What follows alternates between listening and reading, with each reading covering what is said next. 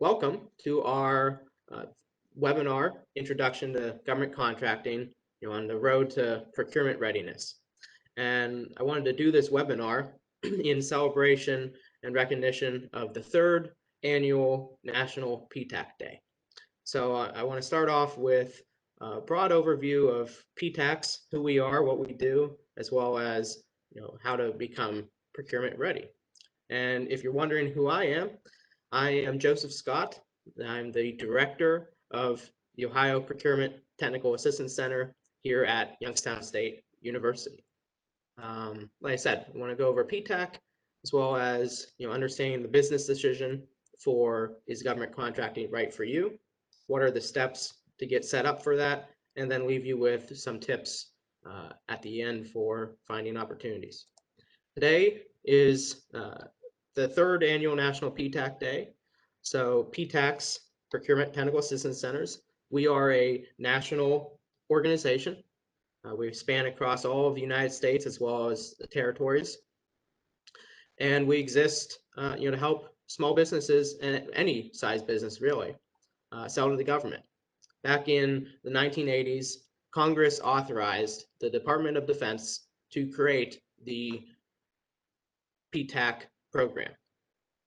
And the reason for that was to help diversify what's known as the defense industrial base. So that supply chain that's involved in, the defense, getting the warfighter the right equipment, the best quality equipment as well. But our PTAC mission isn't just for selling to the DoD. We exist to help businesses sell to all levels of government, federal, state, and local.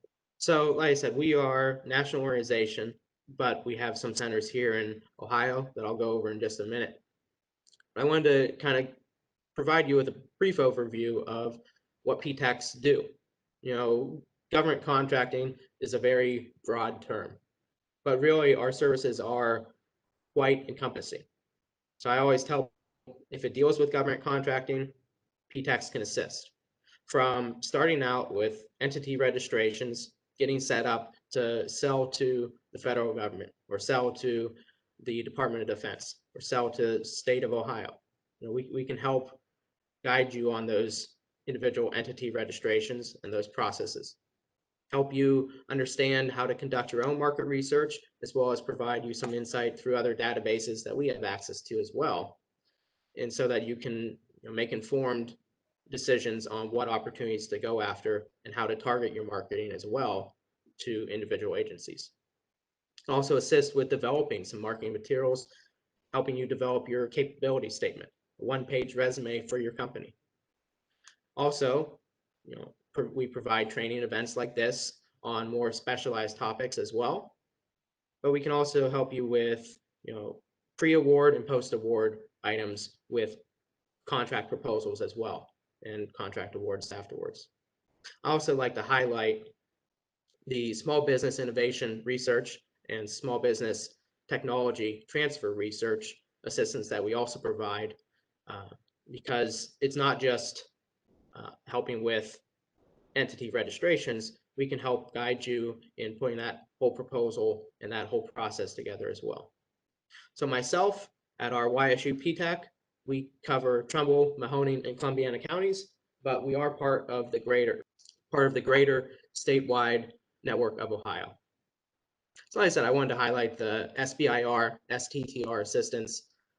There's a lot of registrations that you need to do ahead of time. So if you're interested in innovation and R&D, and it's something that is a good fit with an agency, can help guide you along that way, but also helping you understand how to find the right topic for yourself, whether that's a formal proposal or what's known as a commercial solutions opening, which is kind of an alternative to the full-blown proposals as well. Then we can also assist once you get to phase 3 of SBIR or STTR. So phase 1, phase 2 are really the R&D and research and development of that innovation. Phase 3 is what's known as commercialization. That's selling it. So helping you understand and target different agencies beyond the one that you've already been working with. So I mentioned the Greater Ohio PTAC network. PTACs across the nation, like I said, we are all funded in part by the DoD's Defense Logistics Agency. So for the state of Ohio, what that looks like is, DOA is our funding partner at the federal level. And then we have two main centers in Ohio. We have a regional center down in South Point, but then we have the State of Ohio Network, which has three centers underneath it.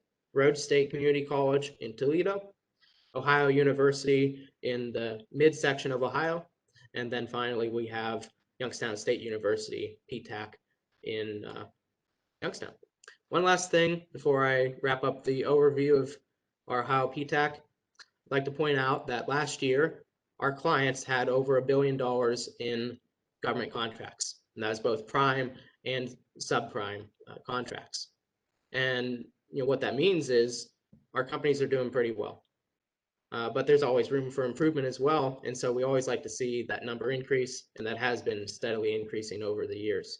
Now you see this number and you might say to yourself, wow, government contracting might be pretty lucrative. And it is, it can be, but it's not always for everyone. So that's what I want to dive into next. Making that decision on is government contracting right for me, that is at its finest a business decision. And every business decision should be made with the right information. First, you got to ask yourself, what does the government buy? Well, the government does buy just about anything, but I always like to say within reason. So they buy paper clips to tanks, to helicopters, to personal protective equipment, but they have to have a need. So although the government does buy just about anything, they have to have a need. So does the government buy what I offer? Well, are you offering something that fulfills a need? And there's market research that you can do, looking at the historical trends and current openings as well, to see what are they buying and how are they buying it. The second question you've got to ask yourself is, what is your core competency? What's your competitive advantage? Can you define clearly and succinctly what you do best? And where does that fit with the government's interests and needs? Is your commercial market strong? While it is possible to jump right into government contracting, it's highly unlikely. Government likes to see that companies that they're going to do business with have what's called potential for success. And potential for success translates to, is this company going to last? Is it a going concern? Are they going to be in business next year when I come back around? And if you don't have any commercial sales, or if you're really just new in general, they're going to be a little hesitant to do business with you. So really strengthening your commercial market and your sales in the first couple of years before diving into government contracting, that's going to help you out as well. Do you have adequate financial resources? And are you willing to make the investment? So these two are tied together. Financial resources is really, do you have the cash flow to make your payments for expenses before you get paid yourself? Because government does pay. Sometimes it may be a little late, but they will always pay. But while you're waiting for that payment, say you've invoiced for a month and it comes in 15 to 30 days, while you're waiting for that payment, are you able to support your workers and your operating expenses? And are you willing to make the investment? Normally, this is a time investment of marketing your company, searching for opportunities, and networking and finding those opportunities. But now, in some cases, it's also a financial investment. In the future, to do business with the DoD, you're going to have a cybersecurity certification, and that'll be a federal requirement. And to have that certification, it's going to cost some money. Now, none of it's finalized yet, so we don't know anything about what it's going to cost or anything like that, only estimates. But that'll cost money if you want to do business with the DoD. Now, other agencies, won't necessarily have that requirement at this point in time, but the DoD, because of all the work that they do, they're enforcing stronger and stricter cybersecurity requirements. I'll touch on that a little more later on in this webinar. Other questions to ask yourself. Do you know the industry that you're in? What is your North American Industrial Classification System code? I like to call it a NAICS code. Basically, it just defines the industry that you're in. It gives government a list of, okay, here's all these codes that I can do. This describes my business. And then the government looks at it and says, okay, that matches up with the contract that I need done. So you can, bid on that. The other code you want to know as well is called a product and service code. It's similar to the NAICS code in that it's similar to the NAICS code and it describes a category, but it describes specifically a product or service. Whereas the NAICS code defines an industry, this is a little more specific. So having both of those and promoting both of those is going to help you market it to the government. Are your competitors selling to the government? Have they been successful? And look at why and how they've been successful. And there's databases, the SBA, Small Business Administration, they have what's called dynamic small business search. Essentially, it pulls data from the federal database and says, okay, these are all the companies that are registered to sell to the federal government. And you can go in and search, look for your competition. If they're in there, you'll find it. And you might see some of the awards that they've had in the past as well, if there are any. So some places to look to help you conduct this initial research and answer some of these questions on, is government contracting right for me? Look at beta.sam.gov. That is the federal procurement database. If there's a federal opportunity above $25,000, it's going to be listed on beta.sam. So you can see past awards and you can see current opportunities as well. General Services Agency, GSA, they have a library for companies. A lot of resources in there, explains different aspects of government contracting as well. On the right side here, we have two databases. One's called usaspending.gov. You can go onto that for free, find past award data on that as well. And then Federal Procurement Data System, that's going to be integrated into beta.sam.gov in the coming months. But again, that was the federal repository of past award data. You've looked at, is government contracting right for you? And you say yes. All right, so what's the next steps? Well, I'm going to talk on next steps for federal, but every level of government has a next step. For example, state of Ohio. To sell to the state of Ohio, go to their procurement website and register as a vendor. So you create an account, now you're a registered supplier with the state of Ohio. You can start bidding on their opportunities. Other entities, whether it's a university or a local, city, county, entity is going to have a different registration process or requirements. And some of them build off of others, but just be aware that if you want to do business with an entity, there's probably a registration requirement. So for the federal government, the main requirement is you have to be registered in what's called the System for Award Management. We like to call it SAM. And to even get into SAM, well, you can create an account, but there's 3 things you need to have before you can submit your SAM registration. And I'm going to do this in kind of reverse order here. The first thing you need to do is have a tax ID number for your business, an EIN. And this helps verify your registration with the IRS that you're a legitimate concern, and you have to have a business bank account. And that's required in your registration so that when you get an award in the future, you can get paid. And the third requirement here currently is you need to have a DUNS number, and that's through Dun & Bradstreet. That requirement will be changing in the future. Right now, it's still tentatively set for December 2020, but with the pandemic and everything, we don't know yet how that timeline's truly been affected. I just like to make people aware that that requirement will be changing, and in the future, you'll have what's known as a unique entity identifier, UEI for short, and that unique entity identifier is going to be associated with your company. In the future, that should be wrapped right into the SAM registration process, but keep an eye on your DUNS number. It's still good to have it because, again, especially if you want to sell to the DoD in the future, there's that cybersecurity requirement. Well, it looks like having a DUNS number is going to be part of getting that cybersecurity certification as well. So you can't get away from the DUNS number. It's good to have. It helps with verification for other business issues as well. But for SAM, that is going away in the future. For anyone that's already in SAM, don't worry about it. It should be a smooth transition. But if you're new to government contracting and haven't registered in SAM before, right now, you still need a DUNS number. A couple main takeaways for SAM is it's free.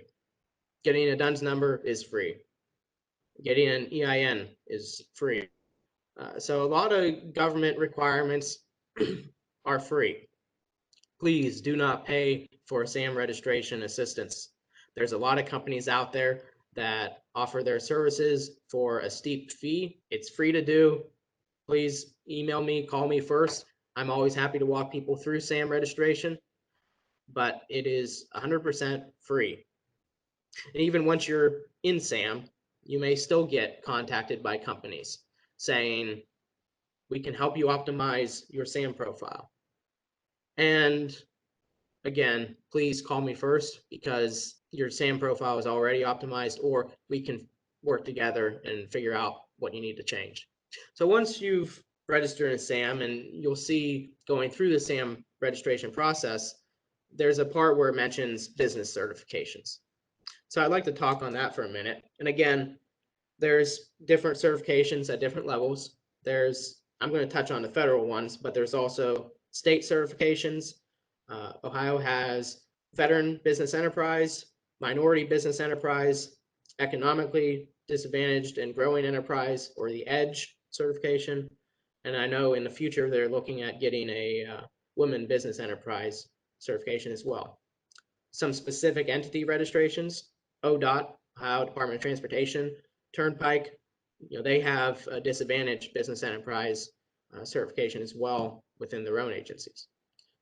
So just keep in mind, there's different levels of government have different business certifications as well. But why should we even care about a business certification? Well, in a lot of cases, it can give you a leg up. It doesn't guarantee you a contract, but it can help position you a little better.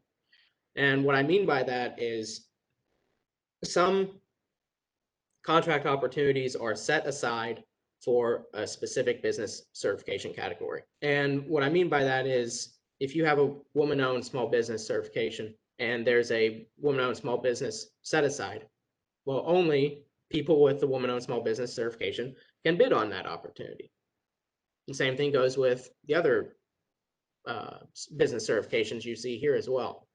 So these ones on this page are overseen by the Small Business Administration. And right now you have 3 formal certifications and a couple self-certifications.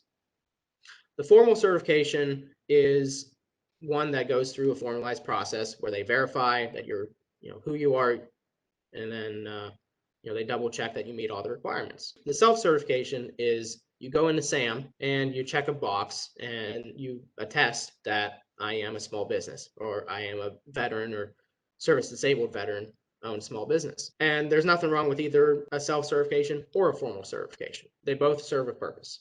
With the formal ones here, 8A and HubZone, the 8A program was created to help give businesses that are socially and economically disadvantaged a leg up, sole source opportunities through that program, but there's a time limit of about 10 years. So once you get into the 8A program, you have about 10 years to market it and use it. So I always recommend don't go into it or don't apply for it until you're ready. HubZone, that is historically underutilized business zone. That's kind of based on geography. And if you're in a hub zone, you have to still have some other requirements that I'm not going to touch on here, but it's not just geography based. You also have to have a certain number of employees living in the areas you have. So it can get a little tricky at some point. Women-owned small business certification, SBA, just this past couple months rolled out a formalized program for that now, and you can go through them or through a third party. They have 4 third-party certifiers that the SBA approves of. and you can find that list on their website. So all three of these you can apply through the SBA's websites that you see here. Self-certification, again, that's through SAM. Veterans Affairs has specific business certification program for veterans and service-disabled veteran-owned small businesses. And kind of like the SBA, it's a formalized program. There is talk that in the future, these two programs will be merged so that the SBA will oversee formalized service-disabled and veteran-owned small business certifications as well. But the VA, as it stands, has this specialized program where if you're doing business with the VA and you have one of these business certifications, you get preference on some opportunity. So we talked about getting registered. We talked about business certifications. So what do you do next? Look for opportunities. And there's many ways you can look for opportunities and conduct your research.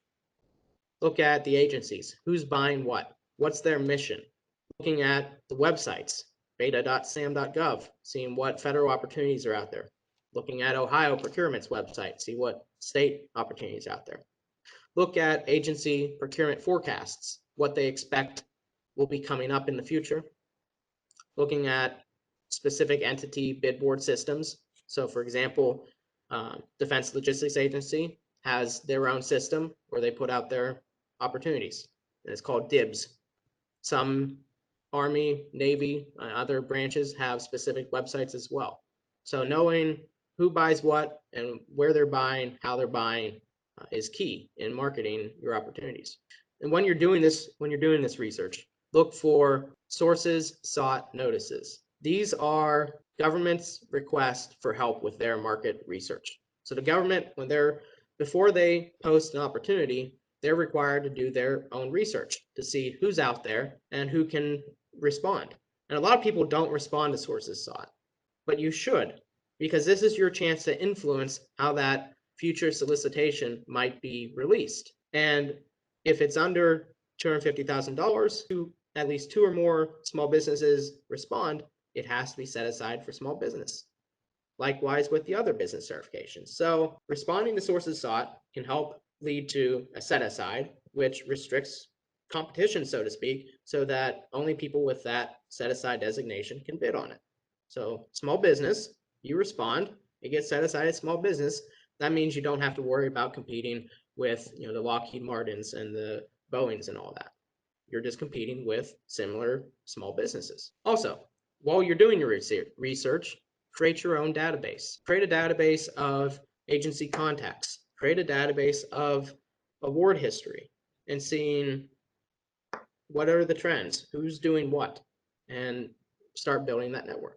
Speaking of marketing, I want to touch on some marketing materials that you can utilize to better promote your business. Capability statement, business cards, networking events aren't necessarily materials, but good opportunity.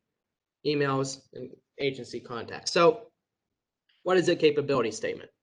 I'm just going to briefly go over it, but we will have in the future workshops on a capability statement as well.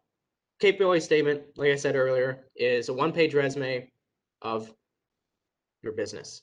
So like how you or I would have a resume, your business needs a resume. And this capability statement should highlight your capabilities. What do you do and what do you do very well? What sets you apart from the competition?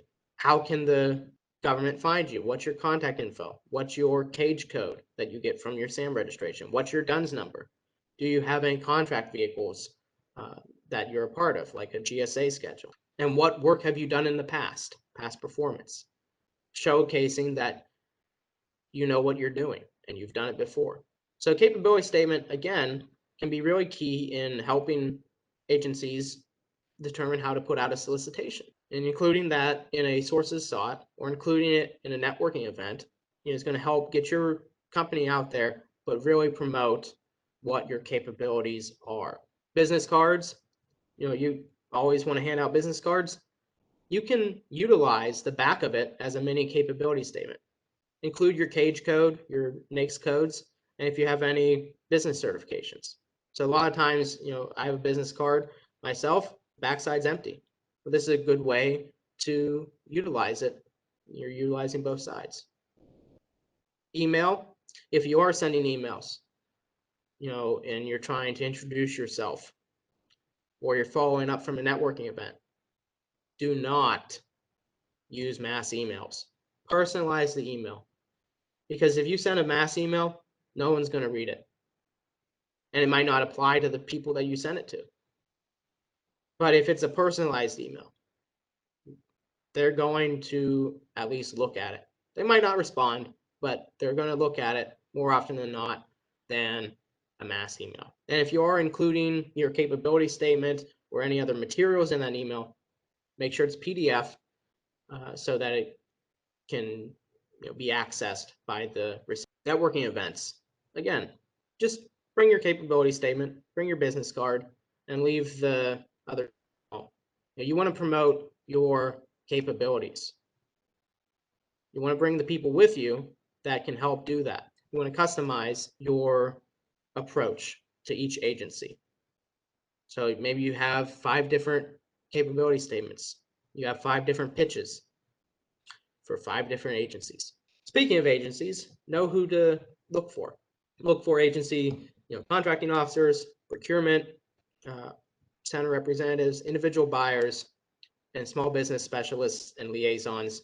These people are looking for small businesses. They're looking to help them, get involved with the agency that they're a part of.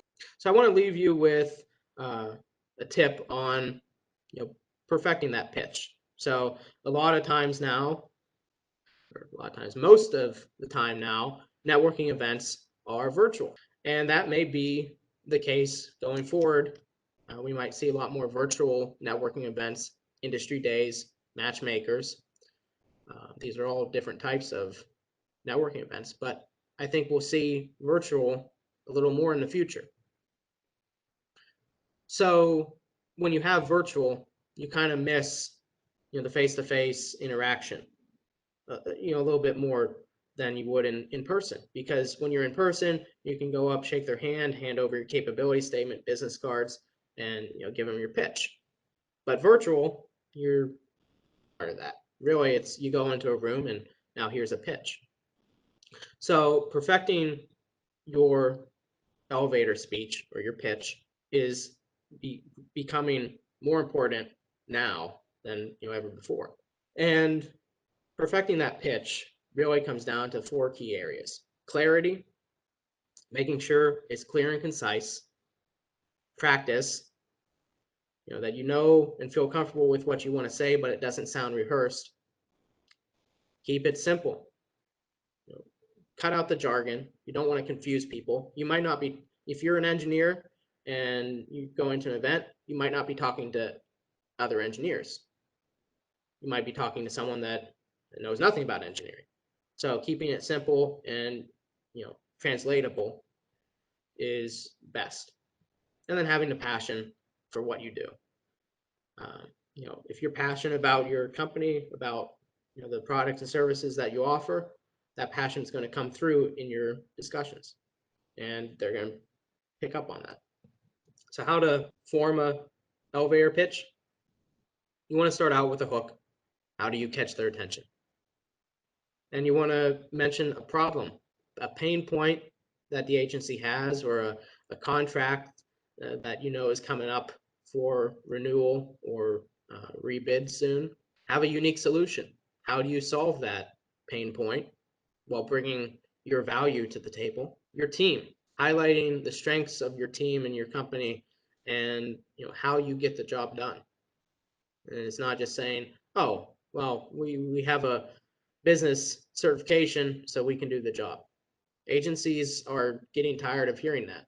They want to know what value you bring to the table and that you can perform on the opportunity. Getting traction with your pitch, what do you want to leave the business with? What is that call to action? Is there a need that you're fulfilling? Is there a pain point that you're solving? Is it just we wanted to introduce and keep the conversation going in the future? So knowing what you want to ask for. And then closing. You're making that ask for a business card or a follow-up meeting. so that you can pitch yourself in a little more detail. With the elevator pitch, you want to have that goal. I mentioned, is there a opportunity that's coming up for a rebid, or is there a pain point that an agency has? So you want to know what your goal is. Is it just informing the agency of your existence, or do you want to discuss a specific opportunity?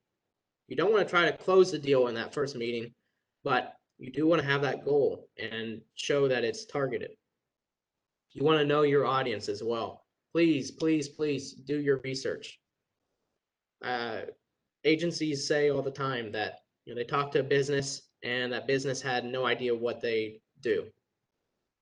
Business knew what the business does, but the business didn't know what the agency buys or what the agency's mission was, and they were just talking to them to talk to them. You want to know what the agency's mission is, what they're buying. That'll help you identify what are some of their pain points. And so when you know who you're talking to, you can tailor pitch to fit their needs and that discussion.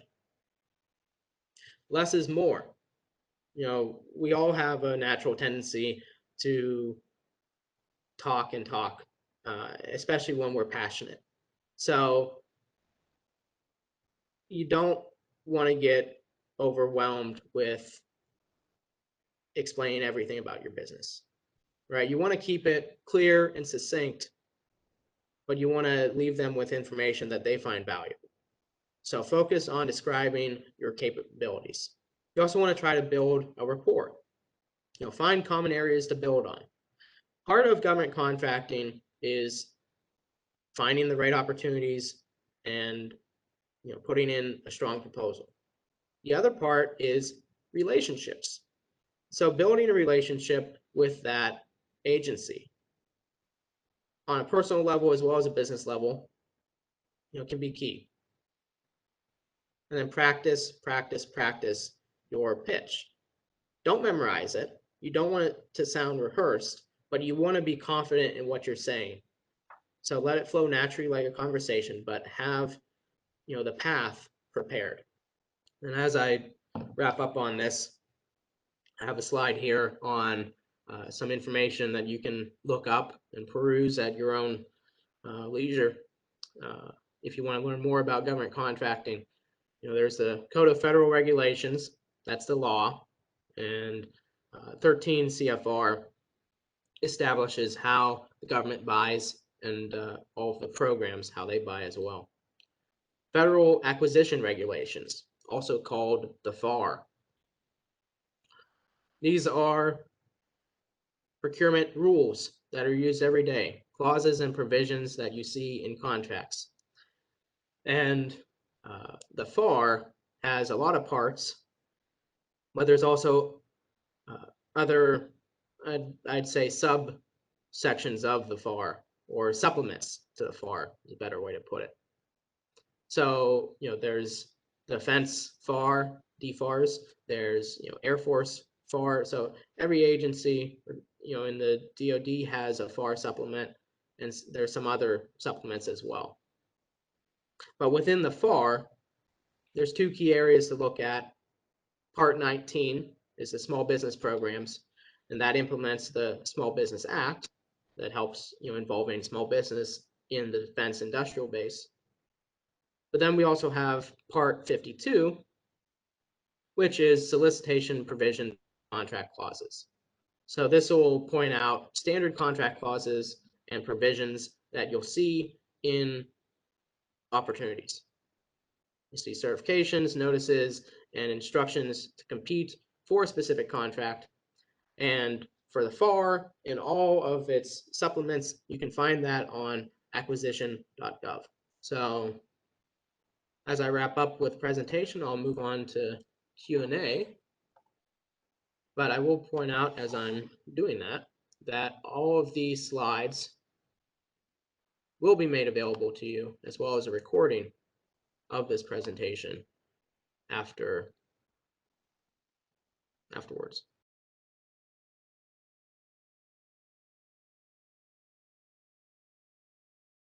So I have a question from Keith on what percentage of ownership of a business is needed for veteran certification. So, like I said, it depends on what certification you're looking at. With the SBA, it's a self-certification. So as long as you're a veteran and you own your business, when you're doing your SAM registration, go in and self-certify. I would recommend that if you're self-certifying, you still do meet the requirements of the formal certification that the VA has.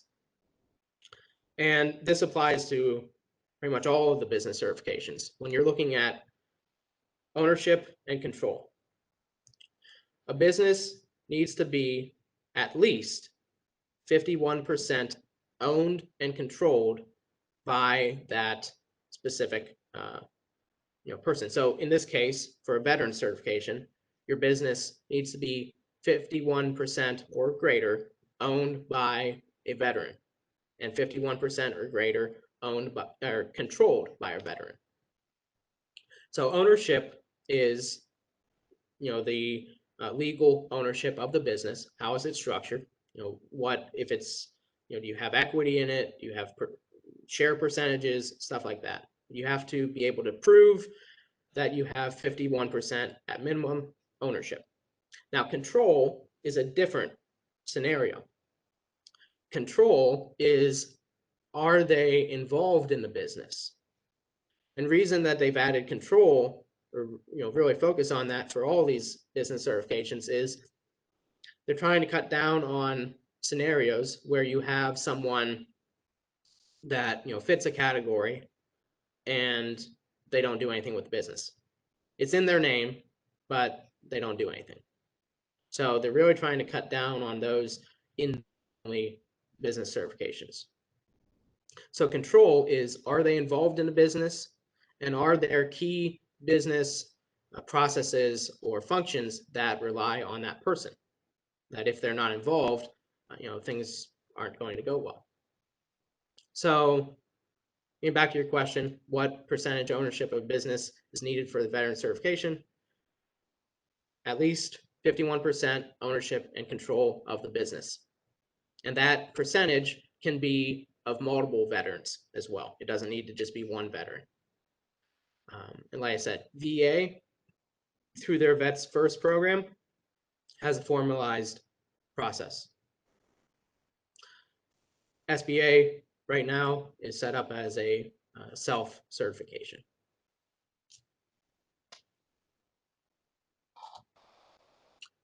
Let's see.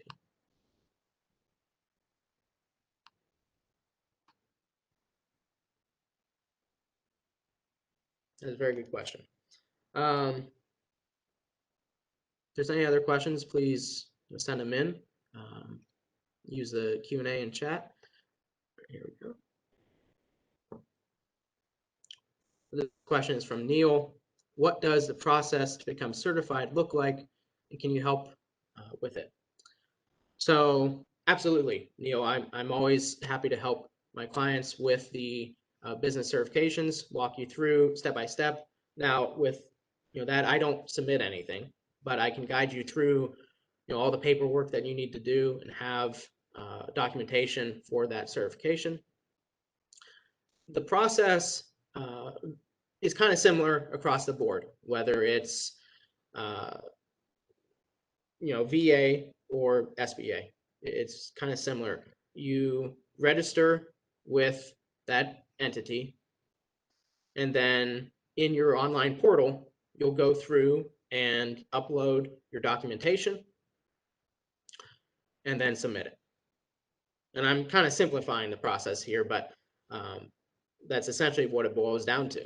Is there's a list of documentation for your business type. You need to provide it. You need to fill out your own information. In some cases, it does ask for personal tax records and some other personal documentation as well. And so this is to supplement the business documentation that you're providing. But it's also to prove, helping them in their analysis of that ownership and control of the business. So that process, kind of start to finish, create an account with VA or SBA. You go into their portal, fill out the application, upload your supporting documentation, submit it. They will review it. If they have any questions, they'll contact you, and then they will make a decision on whether you get certified or not. And that timeline can vary from 30 days to more than 30 days, depending on a lot of factors. One, how backed up the reviewers are, but also how complete is your application. So if you put in the bare minimum or you're missing some items, they're going to come back with a lot more questions than if you put in a complete application. And I'm more than happy to help you walk through all of that as well. So this question is from Micheline. How can I go about retailing to government retail outlets? So marketing yourself to government, varies per agency, and you want to use the same similar strategy, so to speak. But I'll give you an example. If you're looking at personal protective equipment, they're running a lot of those opportunities through what's called Fed Mall, and that's a DoD website and portal that you'd have to log into. And that's separate from what you'd see on DIBS or beta.sam or the state of Ohio. So if I'll be honest, I'm not sure what you mean by government retail outlets. But if you're talking about, military bases, they have a procurement process for their stores that they have on base for individuals. I'm more than happy to talk about that more one-on-one offline. But again, process is really kind of similar. You have to have registration with the entity, any other requirements, and then going through the portal and putting in the right proposal. Sometimes you have a sometimes you have different types of solicitations. So you have a request for bid versus a request for proposal. A request for bid is going to be a lot quicker, so to speak, because it's looking at really, what's the best price here and really simplifying that. Request for proposal, that's going to take a little longer because it's looking at a little more valuation factors. But in both cases, however it's set up, they looking at creating the best value for the agency and that customer.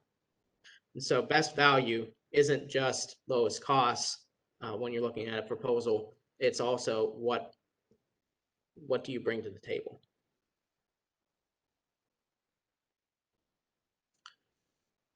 Oh, I see. Okay, so Micheline, how do I go about retailing to government, stores that sell to military individuals and their families? So your question sounds a little more on the commercial side of things. Unfortunately, PTACs, we deal with government contracting. So, for the commercial side of things, we don't really get involved too much. But government procurement can definitely help with. I would recommend, reaching out to your local small business development center or SCORE office or someone like that who can help you with the commercialized side of things. My recommendation would be, look at who's owning those stores and where that supply chain is, and try to get involved at a good point in their supply chain.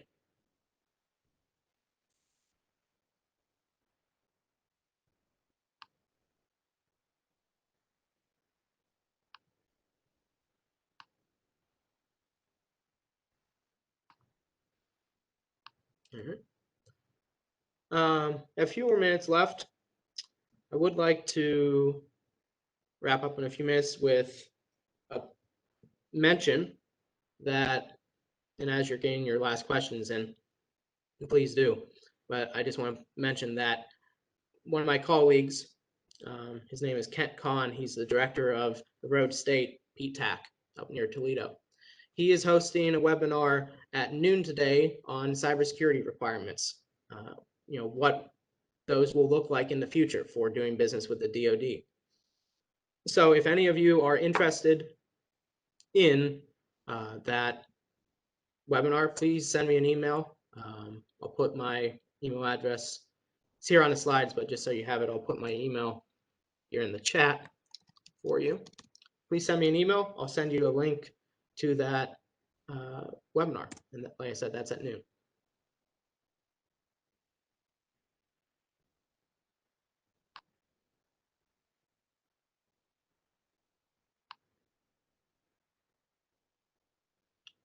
Awesome. All right, so see, John put in a link on commissaries and exchange. So definitely take a look at that, Micheline. And then Neil, can you apply again if denied certification? And will they give you concrete feedback as to why you did not receive it?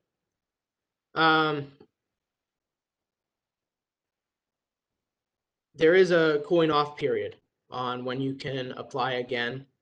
If it's a official, final denial, no, that's a, please stop and do not proceed. But if it's a incomplete application or there's some other issue, yes, you can apply again after that cooling off period. Will they give you concrete feedback as to why you were denied? They should, and if they don't, ask for it. Many times, it's an incomplete application, or they are feeling that the applicant's not being responsive to their questions. But other times it can be, there's just misunderstanding, or something just wasn't clear. So being attentive to your emails and phone when you're going through that process in case they have questions, that's going to be key in responding quickly. But if that is an issue, we can always talk about that as well.